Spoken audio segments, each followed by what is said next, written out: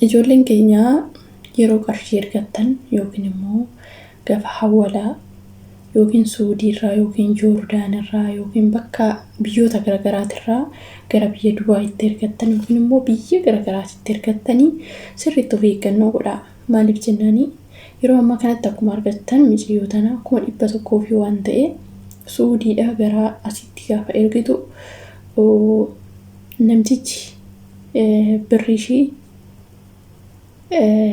nyaatee bilookshii godhee rasiitii naa ergi jedheetu naan jettee rasiitii naa ergee ture garuu immoo hin ergamne rasiitii sobaa naa ergee jettee yaa ta'u malee maal isiniin jechuu barbaadetanii osoo namni sin jiraanne yookiin immoo nama san hin beekne qarshii keessan biyyoota garaagaraati biyya hin beeknetti biyya fagoo kanatti hin ergina. Maaliif amma fakkeenyaaf nutuyyuu warri Dubaay kana keessa jirru yookiin immoo biyya tokkooyyuu jiraanne dhugaa dubbachuuf shakkaa yookiin immoo ani amma fakkeenyaaf ijoolleen tokko maal godhu ID isaanii yookiin immoo dura ergisiisaniitu birriisan nu galchi jedhuun. Yookiin immoo akkasitti yoo ta'e malee yookiin immoo fakkeenyaaf ani ID isaanan qabaa lakkoofsa akkaantii isaa qabaadhee akkasitti ergadha jechuudha. Garuu immoo sirriitti of eeggannoo godhaa. Dhugaa baay'ee akkana gaddisiiste micayyoon akka malee miidhamte. Kanaaf ijoollee baay'een yeroo baay'ee qarshii isaanii kan nyaatamee miila darbee amma fakkeenyaaf Dubaayitti erguun hin danda'amu. Ijoollee baay'een erganii turanii warri fuudhanillee hin jiru. Baankiin amma biyaansi baankii keessa yoo ta'e rakkoo hin qabu. Garuu gaafa qarshii san baastu hin beekamu. Qarshiin nu bira hin geenye yookiin immoo asii fuudhuun hin danda'amu hin fuune kan jedhamu ijoollee baay'eedha birriin isaanii kan badee jechuudha. Kanaaf bakka akkanaatitti of eeggannoo godhaa isiniin jedhaa. Maaliif rakkoo cimaadha yeroo ammaa kanatti beektanii akkuma intini jijjiiramu akkuma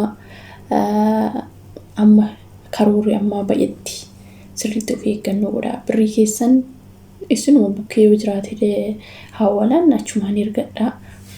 Awwashee ID isaa lakkoofsa isaa irraa fudhadhaatii akkasitti ergaa. Malee nama hin beeknetti sim jettanii gaafa ergitanii rakkoodha.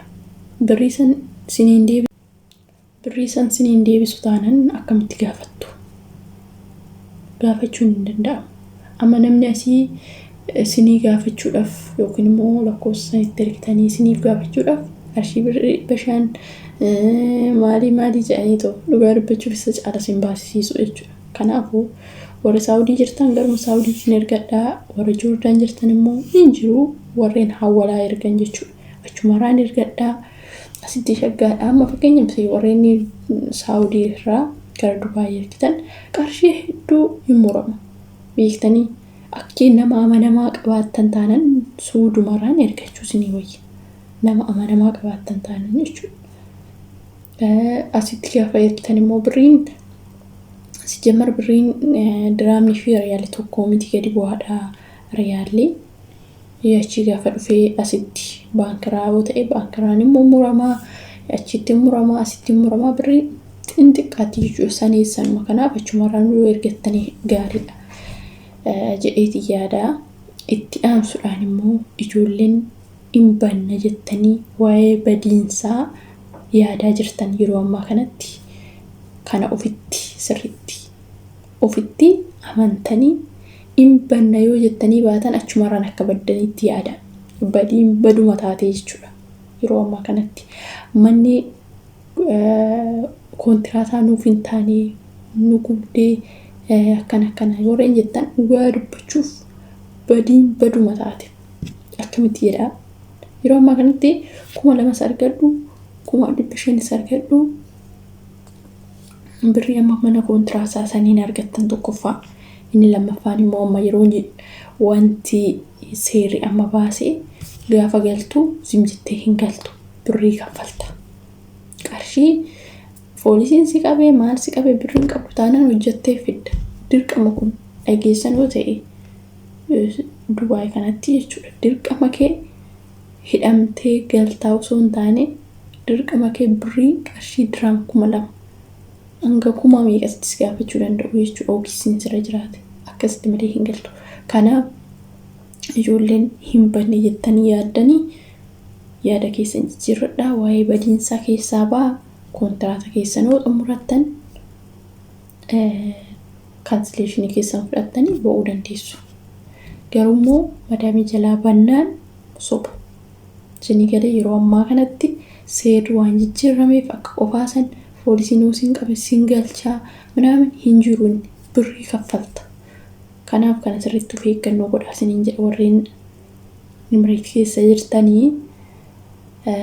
Inni sadaffaan immoo akkasiniin jedha yaa obboloota koo of eeggannoo godhaa. Isin jettaniitu mootummaan beeknitti qarshiin erginaa namni ammaa beektanii kan si nyaatu malee kan hojjetee nyaatu hin argitan. Dhugaa dubbachuuf kanuma sirraa nyaatu waa hunduma bakka hundumatti nama qarshii kee eeggatu bichaa argitaa jechuudha. Kanaafiyyuu gaafa biyyallee jijjiirrattan sirriitti of eeggannoo godhaa. Hojiin hin jiramoo hin jiru kallattiidhaan hojii galamoo hin galu jettee isa adda baafadhu. Dhuftee biyya biraa jijjiirrattee dhuftee asitti baay'ee rakkatta. Kanas beekuu qabdu ijoolleen biyya jijjiirrattanii dhuftanii jechuudha. Isin fiduu yoo isin fidan kana hojii isin galchuun dirqama.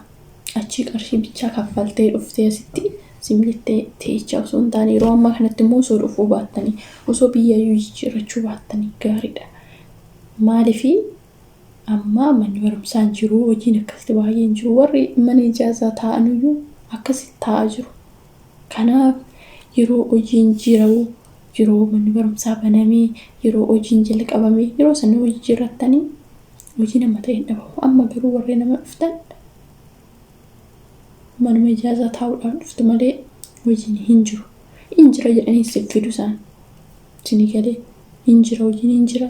Hojiin akkanaa jedhanii si fidu. Garuu immoo hojiin hin jiru. Kana beekuu qabdu. Inni itti aanu immoo warroota alatti hin banne jettanii kana dhageessanii waan akkasiiti isiniin jedhaa. Sirriitti of eeggannoo godhaa warreen akkanaa jechuudha. Kun beektanii waan beekan tokko walii qooduun gaariidha jedheetiin yaada. Wal tuffachuu osoo baannee jecha nama tokko beektanii dhugaa dubbachuuf nama fakkeenyaaf nama tuffatturraa jecha takka wal dhageesse wanti sun dhugaa taati. Biyyansanii dhugaa dubbachuuf gorsas ta'ee maalis ta'ee amma namoota namni beekte nama akkasiititu beeka. Dhugaa dubbachuuf nama tuffatantu fakkeenya sii ta'a. Waa baay'ee baratta. Namoota amma fakkeenyaaf ijoolleen dhugaa dubbachuuf amma YouTube kanaayyuu banatanii warroonni asii galanii sirriitti hojjetanii jiru. Anamma isaan irraa waan isaan ilaalee dhugaa dubbachuuf fakkeenya guddaa kan ta'anii yaan abdii namatti horanii galanii tirree jireenya isaanii akkamitti akka hojjetanii akkamitti jireenya isaanii kan fooyyeffatanii fataa jedhanii jiraatan dhugaa dubbachuuf isaan irraa hin argee jechuudha. Isin galee ani dudduubatti fakkeenyaaf YouTube kanaa sababa hojiitirraan kan ka'e nan dhiisaa jedheen tureyyuu.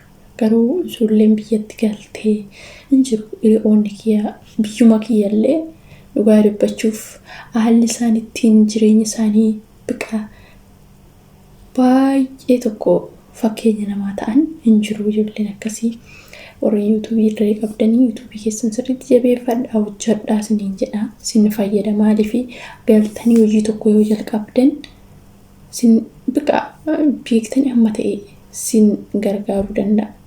Amma fakkeenyaaf suuqii yoo banatte suuqii san keessatti waa baay'ee hojjettaa. Suuqii san hojjetaa kana hojjetaa jireenya kee fooyyeffatta of jiraachistaa jechuudha. Sin dabbaruu biqaa biyya namaa biyya ormaa si yaachisu hojii tokko gaafa seeran kallattiidhaan hojjettee milkoofta. Hojii sanarraa gara dabdataanan garuu faayidaa hin qabu. Anuyyuu amma barachaa deema waa baay'ee dhugaa dubbachuuf osoo gara fuulduratti sa'aatii kiyya gubee maal jedhee amma garuu sa'aatii san akkamitti handeeffadha yeroo kiyya san yeroon gubee san akkamitti handeeffadha jechaa kan jira jechuudha. Dhugaa dubbachuuf sa'aatii hedduu hojiirratti bakka baay'eetu jira wanti intiin jettu jechuudha.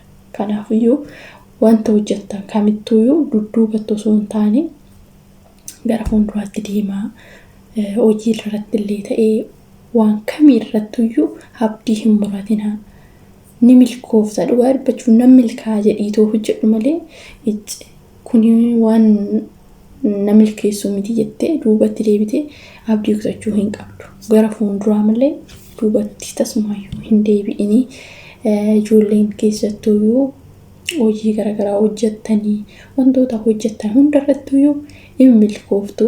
Waaqa keessan qabattanii gaafa hojjettan hojii kamiiruyyuu taanan ni milkooftaa jechuudha. Abdii kutachuun gaarii miti. Abdiin kutinaa yoomiyyuu taanan isiniin jechuun barbaada. Turtii gaarii qabaadhaa. Nagaan turaa. Gorsi kiyya isinittis tolu baatu warreen yuutuubii kanaaf haaraa taatan like subscribe godhaa. Jecha kiyya keessatti yoon isin muufachiise yookiin immoo dogongora baadhee koomentii jalatti wanti kun dogongoraa jettaniitoo isinillee na sirreessuu qabdu. Akkasiniin jedha. Nagaan turaa. Turtii gaarii qabaadhaa.